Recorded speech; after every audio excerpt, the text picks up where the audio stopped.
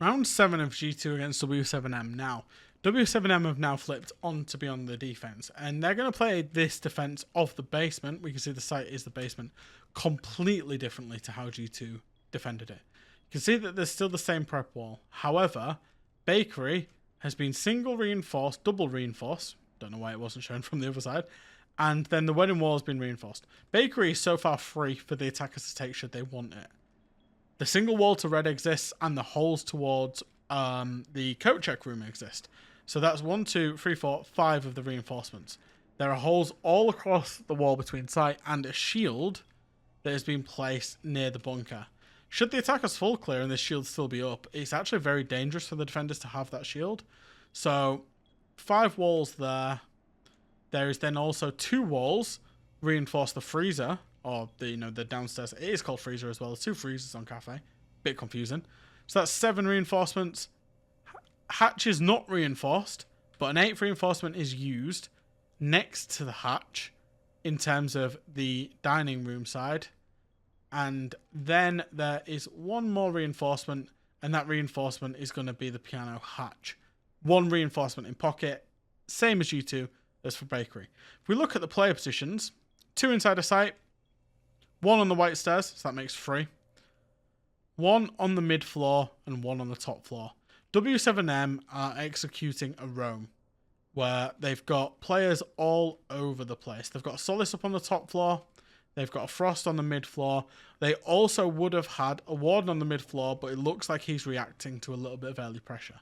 Now, this is Kafe, so I've gone 40-50 seconds into the round before I'm actually showing what's going on. So far, all G2 have done is open up doors and windows. You can see that the bakery door has been opened, the lobby door has been opened, VIP window has been opened, the garage door has been opened, and also just off screen, but I'm going to drive over there with the cam, there's been 2 book holes placed in the basement. That's why the warden is already looking down the stairs, and it's giving W7M a little bit of what I like to call false pressure.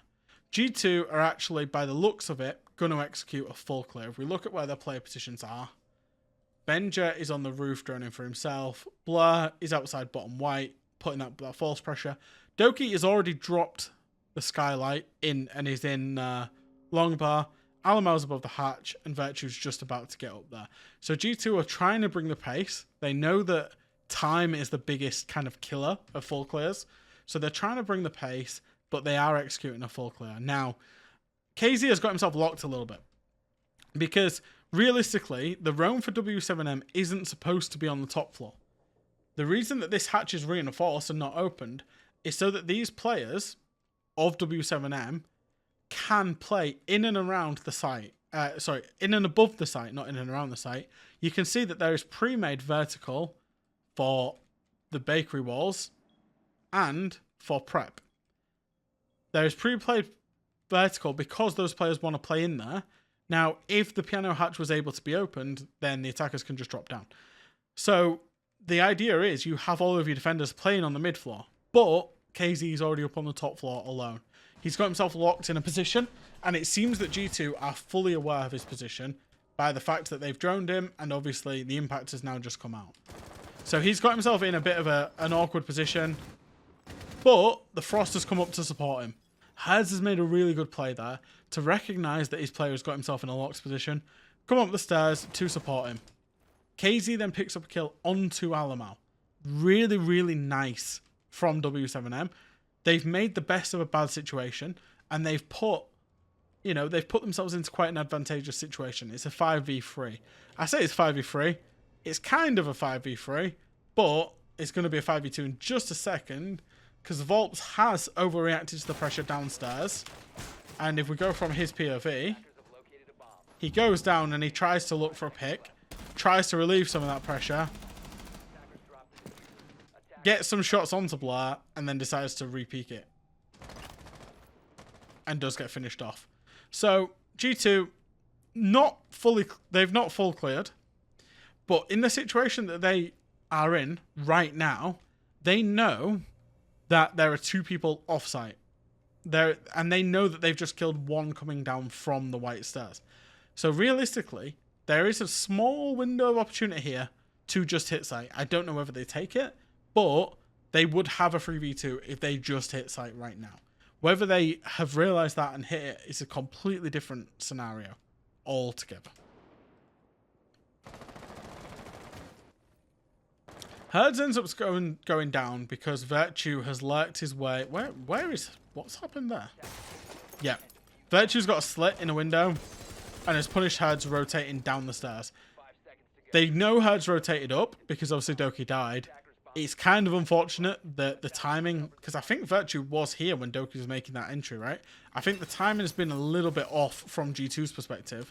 That when Doki's dropping the hatch, Virtue at some point has looked to control the red stairs, but the frost has already passed him. So it's a little bit unfortunate on the timing, maybe a little bit fast by Doki, and it forces that engagement. But G2 have refragged it back out to a 3v3. They still have the sledge and the book alive. So this is absolutely achievable for them, but it's not the best start to the round that they would have wanted. Now, obviously, KZ is still up on the top floor. G2, by virtue of controlling, and I said by virtue, but by virtue of controlling the red stairs, by the fact Blur controls the white stairs, the only rotation down would be the brown stairs for the Solace. I don't believe there's a drone. There is a drone outside Snow, but I don't believe it would see the Solace. So if G2 are aware of this, they can basically lock this Solace upstairs and peek him, like I say, or they can hit the 3v2 on site. Ben just lurked his way into the brown bar from the main door. I think he's probably unaccounted for at this point. Depends on where the Echo drones are at. I don't believe we can actually see the Echo drones. There's one in sight here. And then I don't see a second one. Oh yeah, I do. The other one is that actually on the floor? The other one is on the floor of Red Hall. So Benja has found a pocket and an opportunity, but has probably made himself aware by the fact that he just naded over the breach here.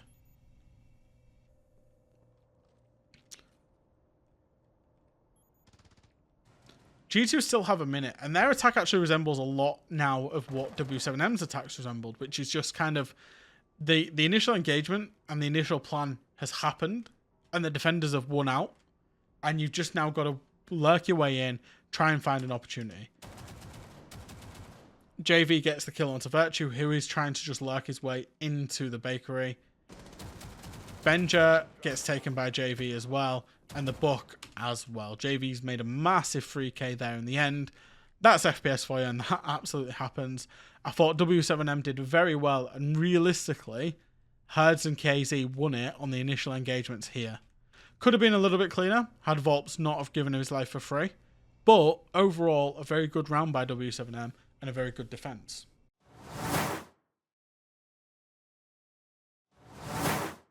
Round 8 of Kafe that's been played out in a way that I would say is very non-default by both teams, where no default attacks are happening, there's been a lot of lurking, a lot of opportunity spotting. Now, the site is Train and Dining. Mining and Dining is the official title of it. Now, just to run through this site, it is definitely the fourth site on Kafe. However, some teams do like it. Now, the reason the teams generally do like it is because if they're going up against a team that will do a full clear, that you can set a lot of layers where teams have to full clear the top floor and then go down a layer. It's basically Reading and Dining, but with one even weaker site, which is this mining side. The reason that mining is weak is obviously due to the presence of the external window that you can see the two G2 players on right now. As you can see, the setup from W7M. They've got castle barricades. They've made this red hallway here a bit of a kill box by the fact that there's a castle barricade on it and there are feet holes also towards it. There's a rotate in Reading, which means we're going to have some kind of defender presence here. As you can say, can rotate to kill through the feet holes, can rotate to kill just through the double door.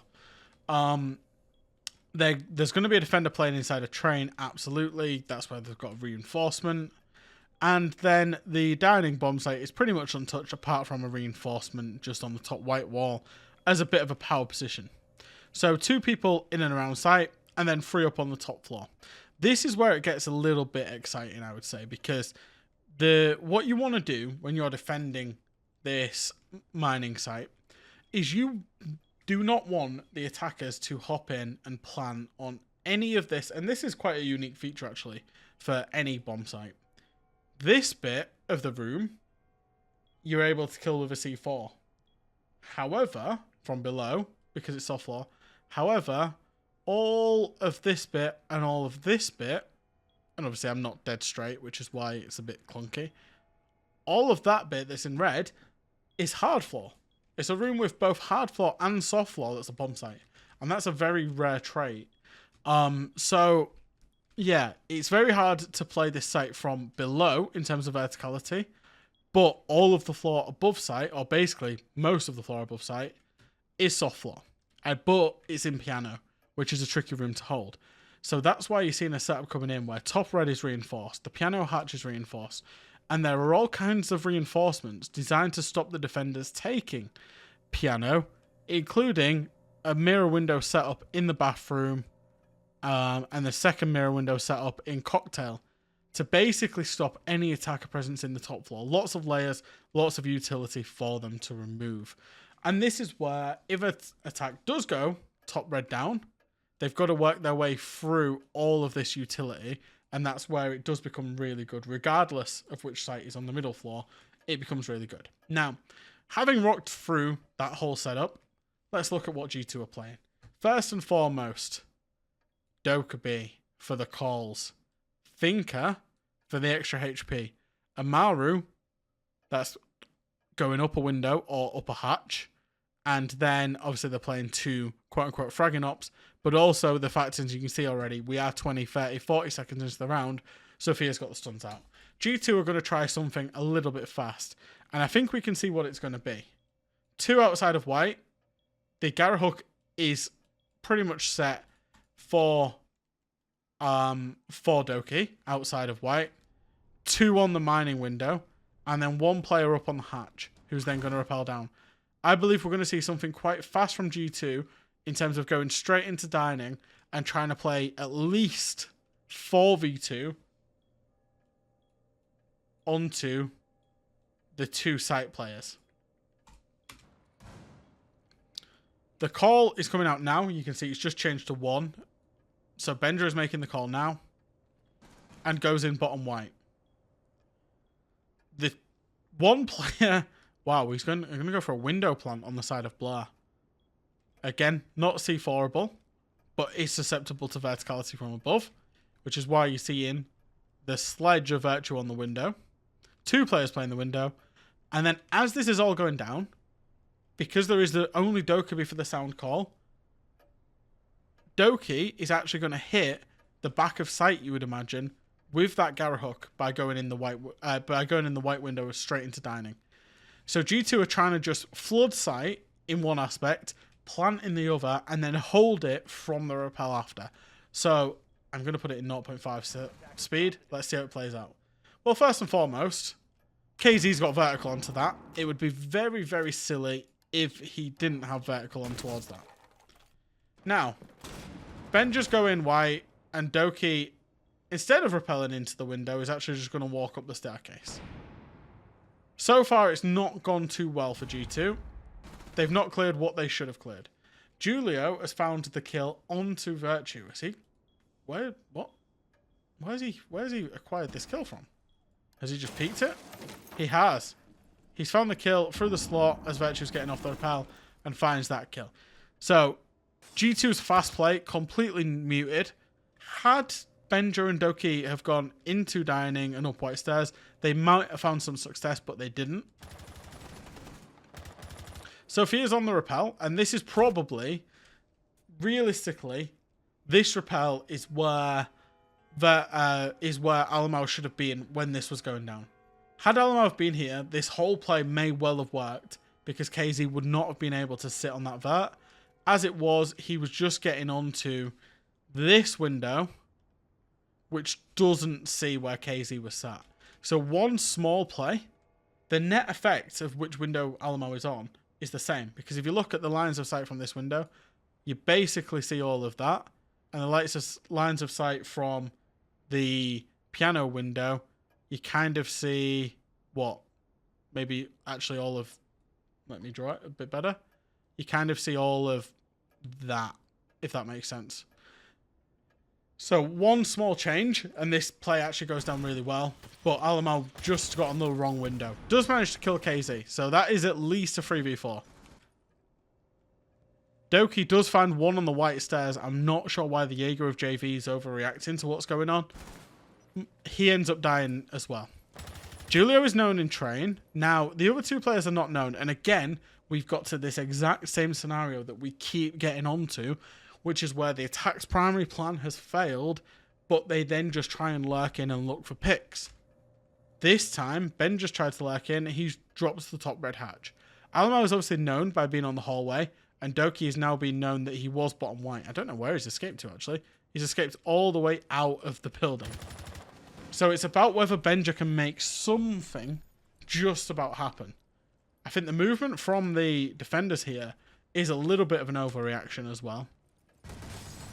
Benja finds one kill onto the player in piano. So W7M have again overreacted on the defense, and they've thrown this round right back into the hands of G2.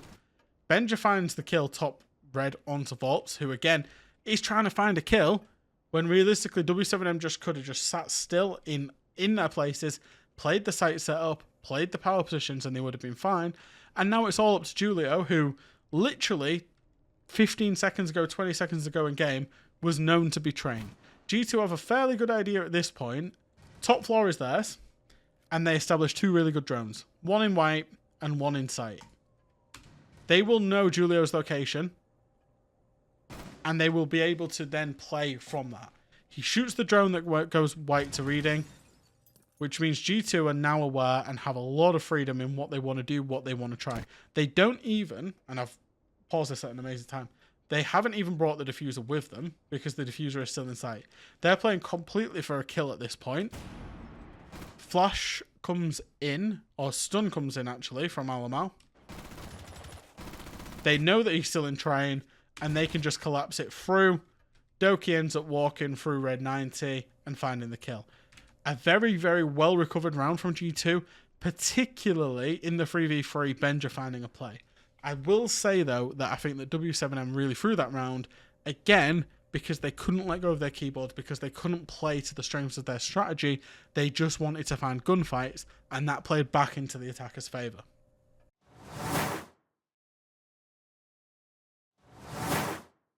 Round 9, and we've seen that after W7M lost dining and mining, or mining and dining, as it's more commonly called, they've moved, but they've only gone one bomb site over. They've gone to reading and dining. So far, it's looking fairly default. There's a reinforcement in train, just in case a half clear occurs, that you can show some presence. There's a reinforcement in dining for the same reason. There's some rotates inside of reading. There are feet holes towards the dining side. Reading, double reinforced. They're all very default so far. Let's go to the top floor. Top red's reinforced. Back freezer is reinforced. And cocktail's reinforced. Note that W7M, despite having Mirror available to them, despite having Cade available to them, all these operators that make it very difficult to attack onto the top floor of Kafe have chose to not use them. Or not use them. Instead, they've gone to this kind of free layered approach, which is considered default when defending reading, which is that you want some reinforcements and utility.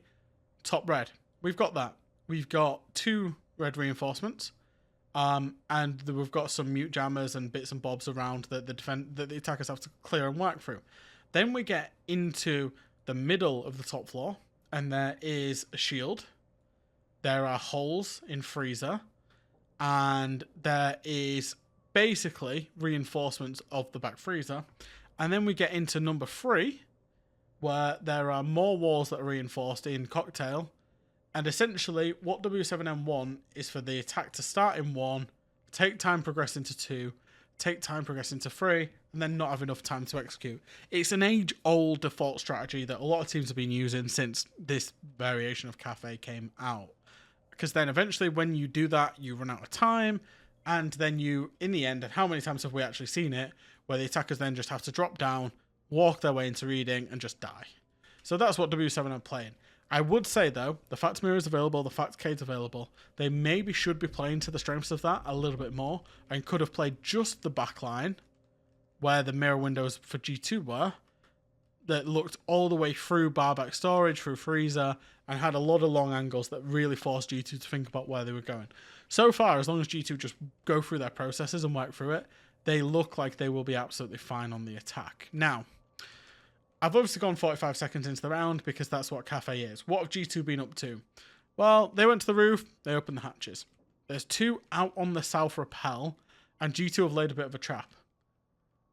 One is on the south window rappel, that is going to be the Ayana of Alamau, and the Ash of Doki is on the piano window rappel.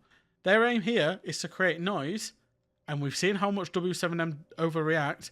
They want to create noise so that someone trundles down here and walks straight into the waiting arms of Benja, who's lurked his way into bottom white. Blair is out on the platform over here, controlling the flanks and nomading things, basically so that there are no jump outs, or if there are jump outs, that they are punished. The fact that he's on nomad also indicates that G2 might be going for half clear by just trying to keep the defenders out of piano and shop. We'll have to see if that ensues. And then there is one player up on the roof, that is the Sledge of Virtue, who's droning. So that's the current state of affairs. It's a very default reading against, I would say, a pretty default attacking lineup on G2. One thing is actually, should G2 do a half clear, they have no breaches, which means this reinforcement wall here, which a lot of teams at times do overlook, becomes absolutely crucial because G2 would have to force their way through the fireplace. But other than that, not too much is changing. It looks like G2 might have caught their bait, potentially. It looks like the alibi here of Volps. Oh no, it doesn't matter. I thought he might have been going down white to try and get the kill onto the South Rappel players. Doesn't look like he is. So what are G2 doing? What are G2 taking? Oh, maybe he is finding that bait. Nope, just shoots the drone. 3 on the mid floor for W7M as opposed to the 2 that G2 had. And then obviously that leaves 2 on the top floor as opposed to the 3 that G2 had. So the top floor is actually the weakest side. Now we're going to see G2 attempt to do what W7M did. Virtue has got on the cocktail window rappel, and he's going to look for kills on the cocktail window players. Now G2 played it very well, where they didn't give any kills away, so we'll have to see how W7M play it. They're also bringing the pace, as you can see. One G2 player has dropped top red, one G2 player is repelled in, and that's Doki has repelled straight into piano. Good drone work by whoever has been doing this droning, by the way. I'm not sure exactly who it is. But good drone work to get a drone into bathroom to know that this pixel shield has been completely cleared. And this is the problem with this like kind of redundancy that W7M are trying to play, is they haven't committed people to the top floor. Doki is going to get a free run all the way at Whitehall here because of that early pressure, because the fact Alibi is situationed on the lower white platform. Nade goes in onto the platform, hits Volp straight in the, by the looks of it, straight in the face, but doesn't kill him in the end. He does take a lot of damage. But crucially, he runs away because of that. This allows Doki the opportunity to push up Whitehall. Why nobody was playing the pixel shield is absolutely beyond me. G2 have made a great play here to get Doki into this position, to get the rappel in, and then one player has gone down top red as well and is going to start pushing through. They're going to clear this top floor, and they're going to clear it with a lot of pace. Doki finds the first kill onto KZ. Do they know about the C1 player? Probably not. But at this point, oops, G2 have got the man advantage, and they can trade it basically back out. They have to be aware that there is a good chance that somebody is in C1. There is always a player in C1 when you're playing on the reading site. To be fair, there's always a player pixel if there's a shield there, but there wasn't for W7M. And you can see Doki is aware of it. G2 should be aware of it. There's still a very good chance that this player finds one though, because he's been very patient. Hasn't made no sound. He's been very patient, and nobody is droning it. There is a drone coming through now, and this is good. And this is one thing that I liked about G2 across the whole tournament in SI. These are the situations in 2022 that G2 would have given back to teams by not making sure they were 100%. What have they done? They haven't face-checked C1. They've droned C1. This 1MI is now known about. This 1MI can now be played for together in terms of refrag. At worst case scenario, G2 get here is a 1-for-1 trade. in all likelihood, they just kill this Wamai and get themselves to a 5v3. The fact that Doki checked that is something that wasn't happening for G2, and that did happen this event, and it's one of the reasons behind their improvement. Herds does, in the end, get one. Doki is following up and manages to pick up the kill. This has triggered panic stations from everybody. As you can see, the outlines of the rest of the W7M players, one's in pillar, one's impacting up Vert to try and kill Doki, and the other is flanking Red Stars. So this is where we start to wonder, where have those Nomad traps been placed to try and protect this Red Stars flank? Yes, you can see it. It's been placed.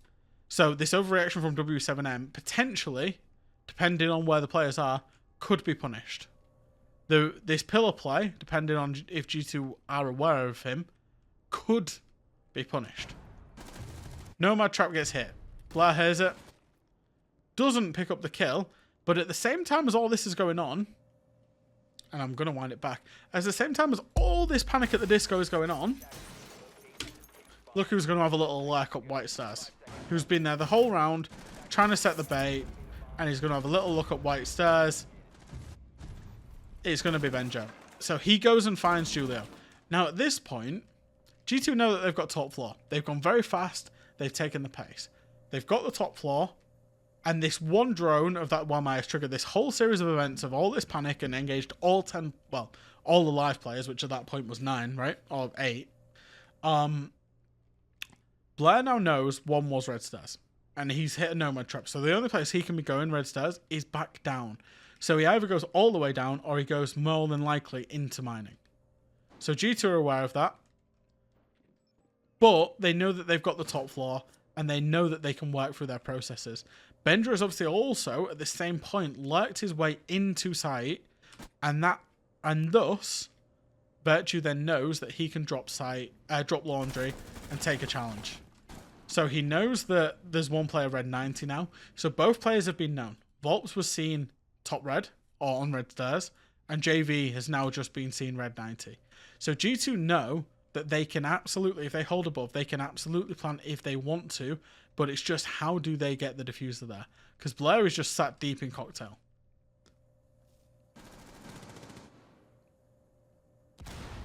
JV impacts out into the pillar side.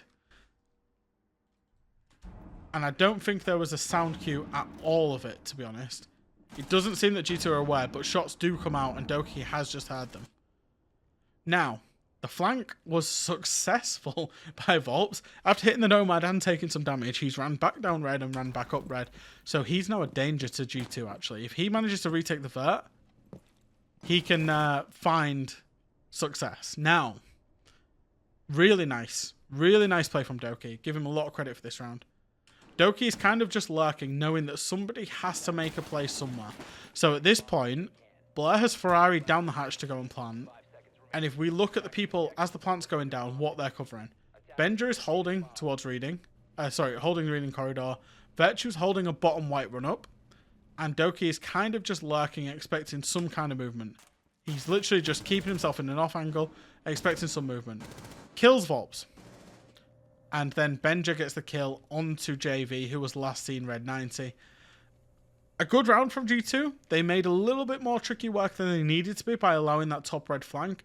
But overall, everything was very well considered, very well thought out, and they took no unnecessary risks, and that's the reason that they won the round. W7M once again overreacting to the slightest little thing and completely just running to try and take as many fights as they can. And again, it's cost them.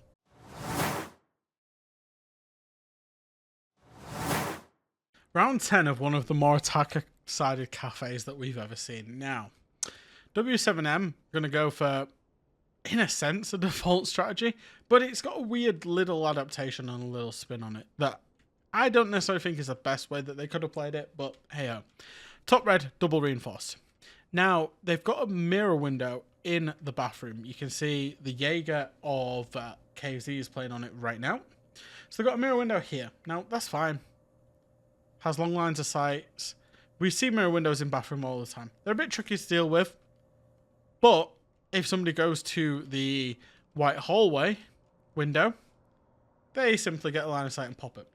So there is a lot of redundancy and a lot of utility to protect this particular mirror window in the form of 2 castles and 2, probably this is the best way of showing it, 1 castle here and 1 castle there, and 1 Aruni gate here and 1 Aruni gate here.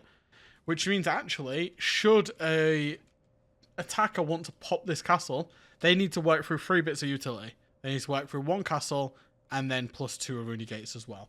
Now, it's unorthodox, to say the least. It's a lot of burn, but it's also not too much burn that it couldn't be done, because G2 have brought enough flashes. They haven't really got Gon 6s to get the castle barricade, though. But they could use a nade. They also, in theory, wouldn't actually need to get the second Aruni gate, because they could just nade underneath. Anyway, so there's a mirror window in the bathroom. It sees over all of piano. It's a very strong position, but the big problem with it is keeping it open. That's why you can see all of that castle utility. Now, here's the bit that I have a bit of a weird understanding, and not necessarily a problem, but there's a single reinforcement so the Jaeger can play the mirror window, but then there is 1 reinforcement to bar back storage and half of it is left open. Now, normally what you will see is it fully be opened or fully closed. If it's fully open, there's usually a mirror window on this wall that then keeps very long lines of sight. Actually, 1 half has been closed off and 1 half has been kept open with no mirror window on the plank side.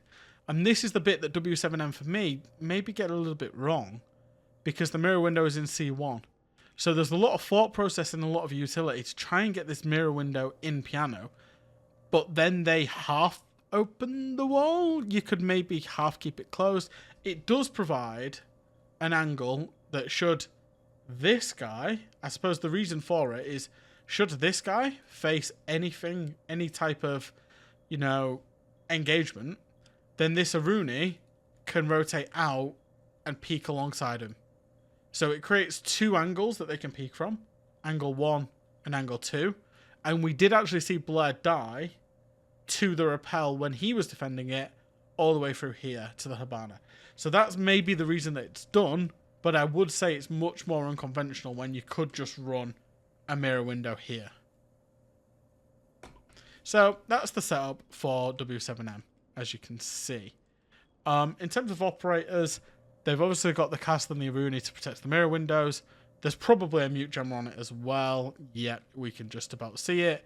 And then there will be ADSs to protect key utility. Just trying to locate where the ADSs are, actually. 1 ADS top white. I don't actually see any of the others. 1 ADS C1. And then the third is surely in bathroom or close to bathroom. I don't actually see it. But anyway, doesn't matter too much. So, we're 15 seconds into the round. What have G2 done? What does every team do on Kafe? They've gone up to the roof and they've opened the hatches and they're information gathering. Now, it's important to note that Dokkaebi Call has gone out and Benja is playing Dokkaebi by himself down in the basement. You can see that there is a lot of drones supporting him. 1, 2, 3 to be precise, but also 2 drones. Sorry, a 4th drone. 4 drones supporting him to get himself into the basement, and 1 drone below holding his flank from the red and the brown stairs. So it's a lot of investment. Wait, no, there's a 5th drone. There's 1 in the washing machine as well. So 1, 2, 3, 4, 5, 6 drones in total is supporting Benja to get into this mid-floor position, as the rest of G2 are up on the roof. At this moment in time, they can still information gather and they can still do either a default attack into the piano side, or they can convert it into a cocktail side take. They've got enough nades, they've got the Flores, they've got basically everything they need. One thing they don't have, again, from G2, is any breaching capabilities in terms of the hard breach. Those mirror windows will not be going down unless they are shot down. W7M are all just playing the mid and the back lines of what this setup is. It's all very default for top floor Kafe. The fact that W7M have nobody in the basement is a little bit concerning. because if you give the basement, oh sorry, not the basement, the mid floor to the attackers can take it, and then the attackers can nade you out of cocktail. So as you can see straight away, Benja is basically in dining. He knows he's got the mid floor, the droning has been done, and the attack has very quickly transpired into a cocktail attack by 2 players of G2. So it's now about where the nades are going to be. So it's where Alamau and Virtue are. Both are on the rappel. So this is maybe a slight blunder so far by G2, because the one person that you want to get out of cocktail so that you can plant is this player. Now the only way to really get him out is to nade him out of position. However, Doki could possibly also work magic on the Flores by moving him out of position with the drones. So we'll keep watching silhouettes for now. 2 on the roof, 2 on the rappel, and 1 inside a reading. We can see that the way that they want to clear C1 and 2 is by Benja just shooting it out. Again, don't think that's optimal. Think nades and information is a lot better way of doing it, but that's the way that G2 have chosen so far. Will W7M overreact? And that's the big question that's going out in my mind right now. Will they overreact? Will they try and find picks where it's not necessarily needed?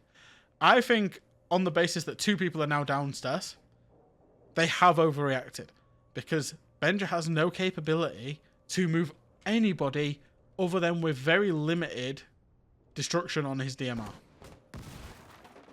So I think this is potentially already an overreaction by the fact that 2 are downstairs.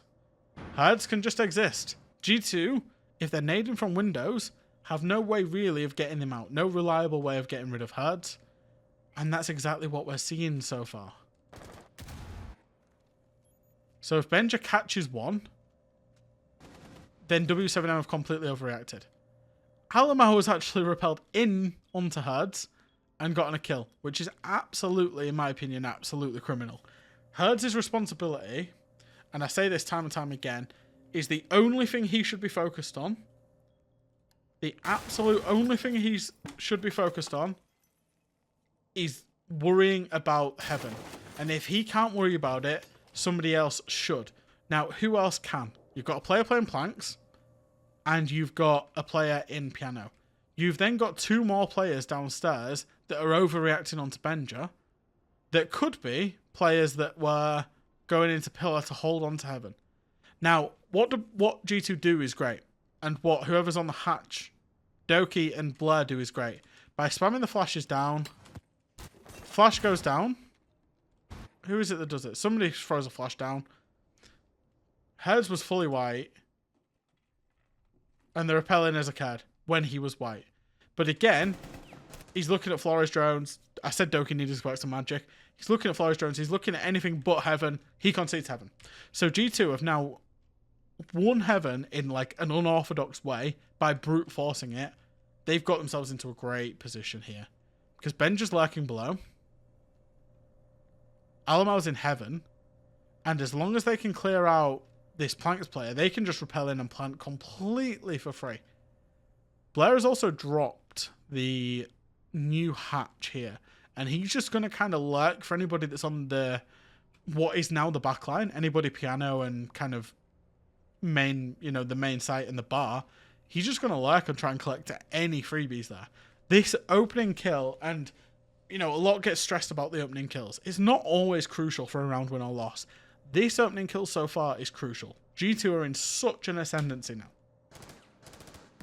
So let's have a look what happens.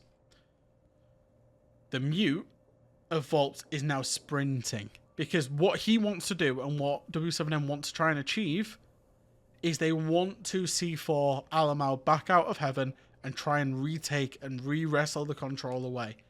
He sprints straight into the bullets of a waiting Benjamaster.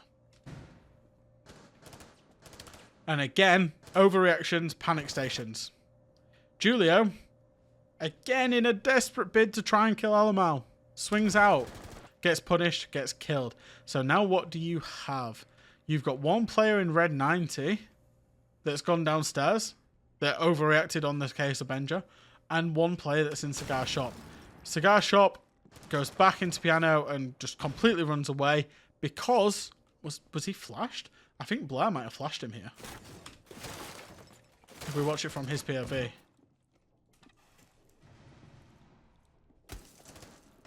Shoots a nomad trap. Here's Blair. Gets flashed. Runs away. Really nice flash by Blair. Holds him off. And his presence is known. So G2 now know there's one guy on the back line. They don't know where the last player is. Oh, wait. Now they know. Because JV has just killed Benja. This should just trigger. Doki knows that he can go in and plant. And he's going to go in a bit of an off position as well here. To the reinforcement to get the plant down. Normally, you will see players try to get the plant down on the near the door, near the double door, because it's almost impossible to lose that once you've got a plant there. But Doki's gone to a bit of an off position. The reason he's gone there, by the way, is because he's dropped the skylight to get there, and that's just the routing that he's taken. So one is known to be piano or shop, and one is known to be top white. Alamo kills top white. Last person is known to be piano or shop. He's actually dropped down. And he's going to go up the white stairs. At this point, G2 just need to hold the same angles that they've held. You can see they're very focused over here on piano and shop. They don't actually know where he is. And in the end, the player that was there and the natural routing from piano, and as you can see, the natural routing from piano would be to then go top white or into bathroom and challenge. So what are they covering? Well, Blair's looking at top white. Doki's covering the rotate. And Virtue's also covering the double door. Unlosable for G2. Now, KZ's going to make us wait just a little bit longer to get into this round. Doki actually takes bathroom and takes control of the mirror window. And he's going to swing out. As soon as it's known that the player is not bathroom, he absolutely has to be top white. Doki will collect the round. I've got to say, a little bit unconventional in terms of the setup from W7M. A little bit unconventional in terms of the way that G2 took heaven. And by not having their naders below, by having their Dokkaebi below. But very smart play in terms of winning the round and location. I would say scouting by G2 after the initial location. Once they'd taken heaven, they were fully prepared for the panic stations that W7M were hitting. Because every time this has happened so far for W7M, where the initial engagements and the initial action has happened, they've then completely overreacted and fixated on certain locations. That's exactly what they did, and G2 just absolutely punished that.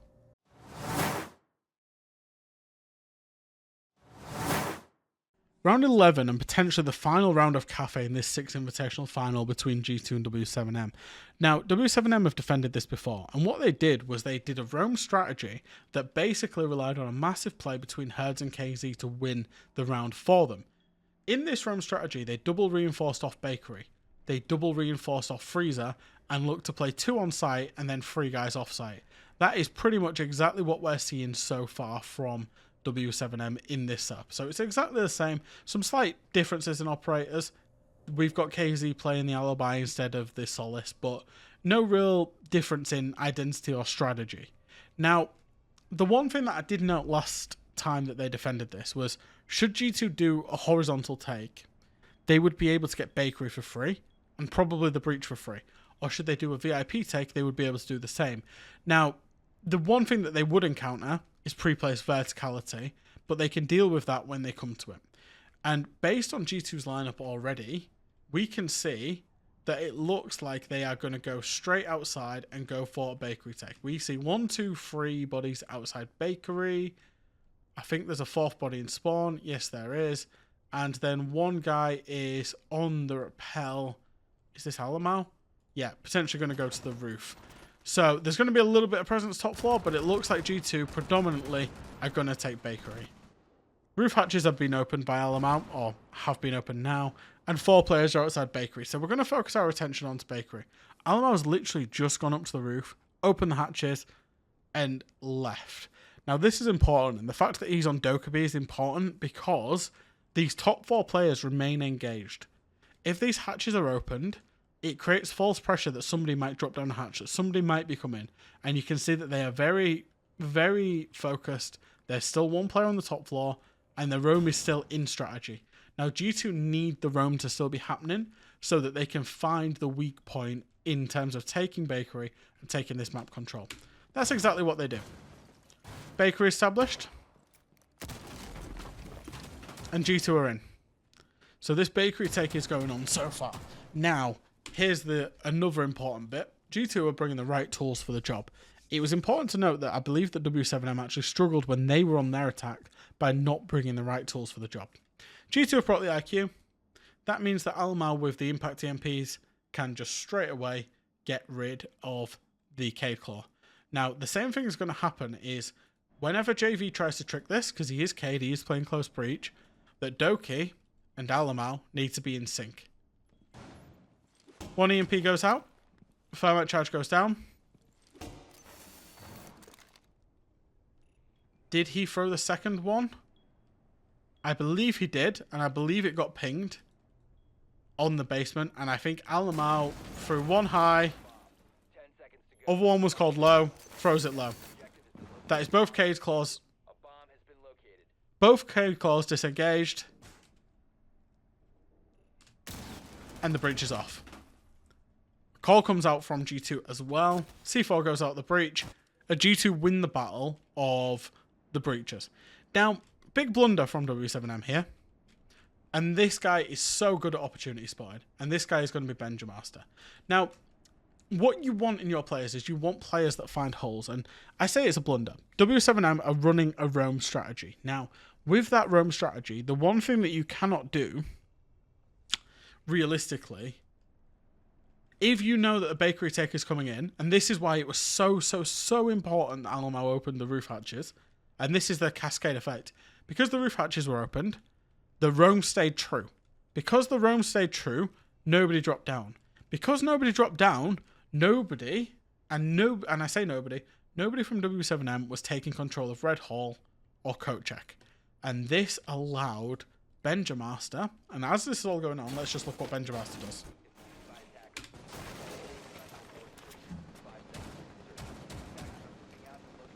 He checks Red Hall, checks Wedding, as all of this is going on. And of course I've got a sound bug. He sees that it is free. He lurks himself in. And he will find the opening kill onto the Cade.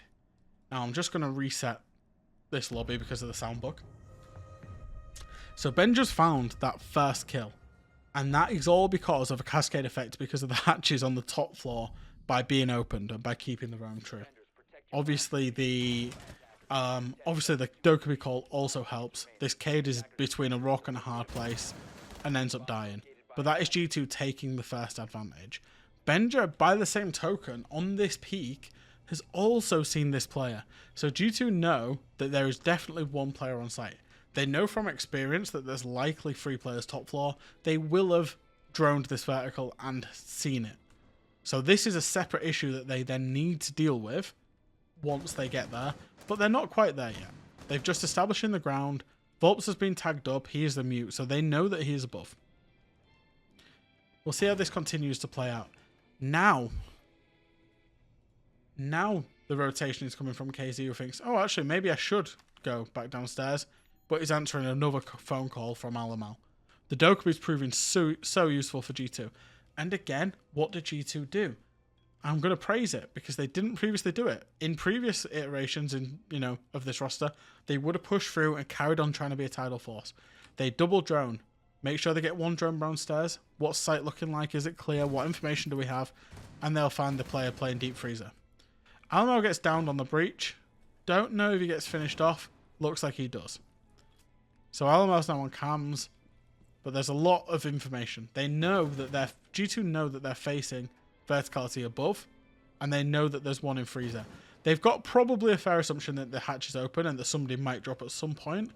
But for the defenders right now, it's not advantageous to drop because they've not really got the guns to. If anybody, it would be maybe Herds that you would want to drop. You don't really want to be dropping your mute down the hatch because he's got an SMG-11 and a shotgun. So G2 just need to find a way to get rid of this verticality. Can they nade it out? What have they got? They haven't got nades. What they do have is genius. Virtue. Smoke. Smoke. He smokes off the ceiling of sight. Because once that's smoked off, that means that Herds cannot see any entrance into sight from the breach. Genius. It also means that any covering fire, that can happen from Doki and Virtue, you can actually see the covering fire. He sends a deep arrow bolt all the way to try and get rid of this Legion. Legion stands up and peeks, and there's 2 players playing on this shield. Again, I said that maybe your mute shouldn't have dropped. The mute did drop. He did overreact. And what would be really nice right now would probably be a shotgun. Blair gets the plant down. And now we're in a 4v4 post-plant, where 2 players are known about in terms of the fact that they've just had gunfights deep in sight, and the remaining guys are assumed to be on the verticality. Blair's got the diffuser down. He is in, between a rock and a hard place. It's quite a hard position to play post-plant there because he doesn't have the smoke cover to get back out. Ends up losing the fight to Julio.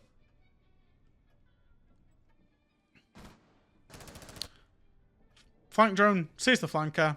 Benja kills the flanker. Really nice. Now, the reality of it is, as soon as the plant's down, the W7M players need to go down onto the basement. They need to try and retake this. And G2, they just need to basically hold on to Bakery and hold on to Wedding as much as they can. This is retakeable at this point for W7M if the Frost of Herds can get himself into Wedding and then retake this way. But he needs to time it well with his teammates pushing through. So we'll watch this from G2's perspective. Benja's known about being brown bar. Doki pushes in and finds a kill onto Volps, who's retaking probably ahead of his teammates. He also finds one onto Julio. Herds gets Benja, but again, his teammates have gone before him, or Doki's forced those engagements before him. He's now known that he's probably going to become in Wedding. All red holes. And if you look at G2's angles, Doki's playing it really nicely. Doki's playing it really nicely to have Wedding for Virtue. And what's Virtue got? He's kind of just holding the long angle to the double door. Does end up moving, but gets back on it. And finishes off. A really nice Bakery take by G2. A really nice idea to bring the Capitao. And a really good and intuitive play to keep those hatches open. To keep the roam committed. And use that to opportunity spot. Really big fan of how G2 played that attack, and in general of how they played all of their Kafe attacks. They win that map 7-4.